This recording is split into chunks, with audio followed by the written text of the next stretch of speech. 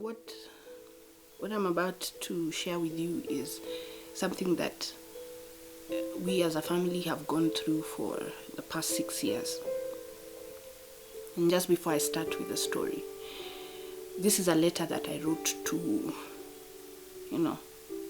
the president, 2017, August 12th.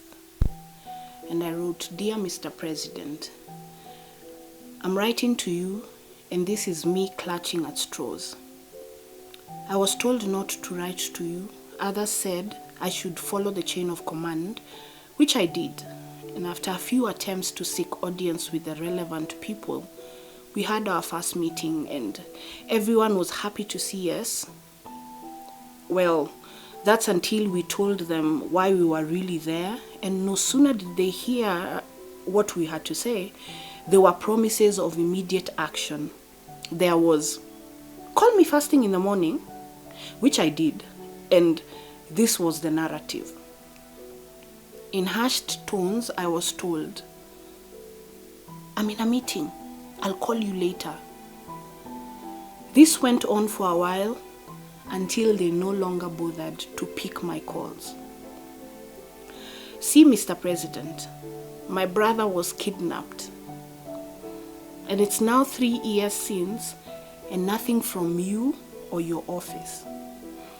After everything has been said and done, it's been said and nothing done. So this is me hoping, with everything going on, your re-election, Githeri man rising to fame, you will get to read this and bring my brother home. 3 years, I think he's done his time. His children need their father, his wife, a husband, his parents, a son, and me, my brother. I remain in your service. Shiko. Hashtag, bring home my brother. Letter to my president. That was in 2017. Now I start this narrative, this story that has become a nightmare to me and my family, that started off like a bad dream. This story that started on January 5th, 2014. January 5th, 2014. Today is my brother's birthday, George Mburu. Every year, me and my sister, we write to his Facebook profile, Joji Kajijo Gabuya. Today is his birthday, and we write messages, and we're writing messages to his memory, to the hope that he's fine. And this is what he'd always tell us, no problem, no problem. It started in January 2014. He went to work in Mogadishu. My brother is an engineer. He installs petrol stations. So December 2013, tulikula mbuzi because, first of all, his last born was born. So tukakula pork, actually si mbuzi, tulikula pork. Kutoa swara. Kutoa swara na God could bless his young son and the work of his hands as he was going for work in January. So we ate together as a family, and then, January, he left. Now, he left him and my cousin to go to Mogadishu for work, where they had gone before. So we talked on phone. I wasn't able to take him to the airport. I was going to Langata or somewhere. I can't remember where I was going, but told me, yo sis, so si ndio mimi huyo. Haya basi, wewe ukifika, wewe ukiland, si utanistua. Sawa sawa. So he went, he got to Mogadishu, and he called, akaniambia, haya manzi hata nimeland, si tuchekiane after like 6-7 days. So like, haya manzi, si ujichunge. On January 16th, 2014, my dad receives a call from our uncle, who was very close with Joji. And so he says, yeah, nasikia history hivi na hivi na hivi. Kuna kitu iko ime happen Mogadishu. And it involved 2 Kenyans who apparently have been abducted. And so on that day, 16th, 2014, January, our nightmare began. At that point, I was staying in Kari, and I remember I had gone out with a few friends of mine. And so I also get this call later on in the evening at around 7, but not from my father. I get this call from now, the uncle, my uncle. Sasa Angash, sema, says, uko? Like, mimi niko out. Sema, hebu toka nje, kuna makelele pale huko. Mwambia, si useme ni aje kwani? Sema sasa, Joji na Masha wamekidnapiwa.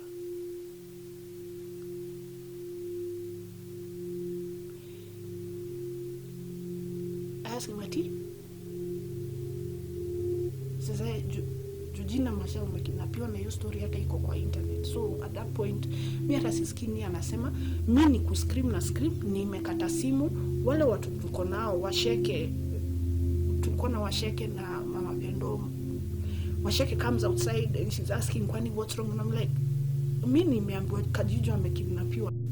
Sawa, ati Joji amekidnapiwa wapi? Mogadishu, kwani alienda siku gani? And there's all these questions, and then I'm like, who do I even call? What do I do? So I just call my father and I'm like, daddy ni nini?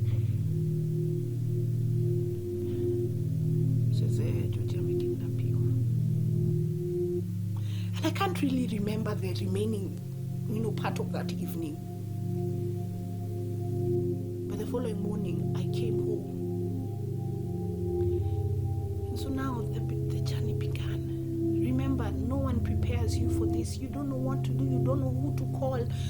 It's only what we have seen in the movies or, read in books. And so now we start looking for a way to now go to the embassy, Ministry of Foreign Affairs, Home Affairs, and everywhere we went, we of course wrote the statements, DCI, all these people. There's no office we haven't been to. We were told 2 things from the government. This is what we were told. That the government doesn't negotiate with terrorists. That's fine. I watched Captain Phillips over and over again. And yes, the government does not negotiate with terrorists, but you do everything you can to bring back your citizen. My brother and cousin are Kenyan citizens. The second thing we were told is to keep quiet about this.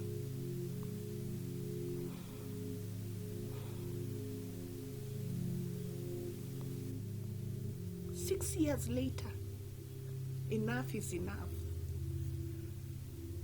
I am going to speak about it. I am speaking about it because everything has been said. Everything has been said and nothing has been done. We have been patient as a family. I watch my mom and my dad break down every single day. The government has not helped us in any way.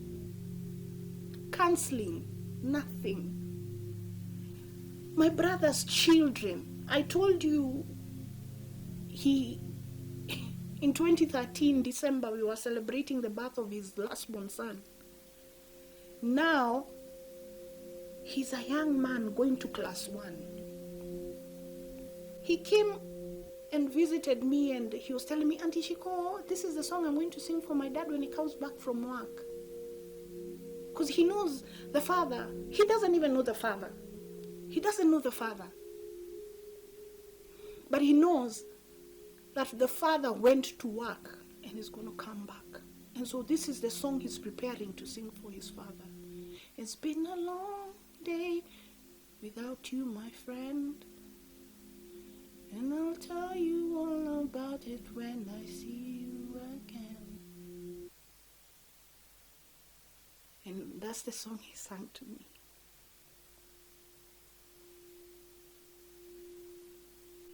I'm not here to complain. The government has done nothing to help us.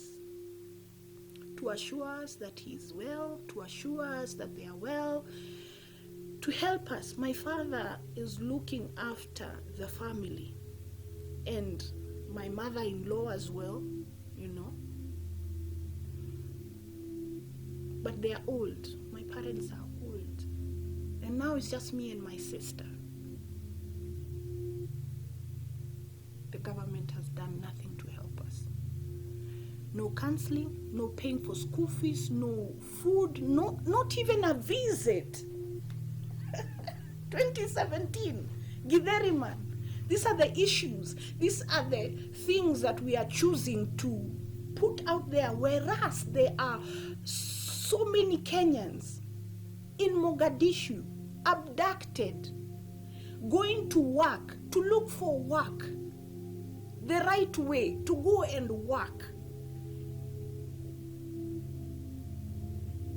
You know, we've been to all these offices and we are just going and we are spending time just talking. And this time I went with my father. And said, let me go, let's go. I had said I'm not going to ever go for these meetings. So we went and we were talking to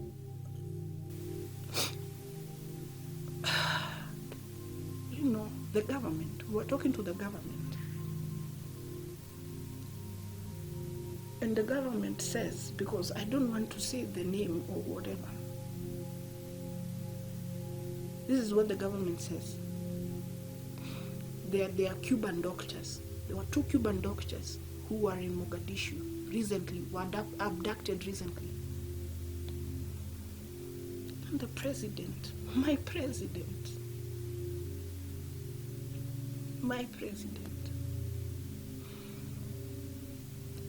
I've elected you how many times?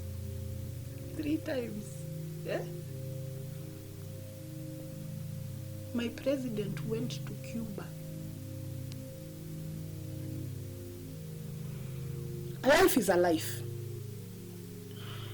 But as we are here in Nairobi, my president went to Cuba to console the family, to be with the family of the Cuban doctors.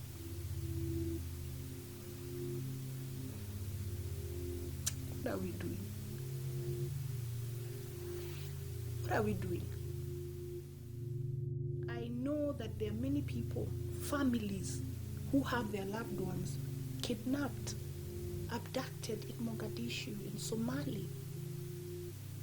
And whereas the ransom that they are asking for, even if we were to sell everything we have, kidney, lungs, liver, sell everything that we own, we would not be able to raise even an eighth of the money that they're asking for in dollars as ransom. And all I'm asking is, would you help me, my fellow Kenyans?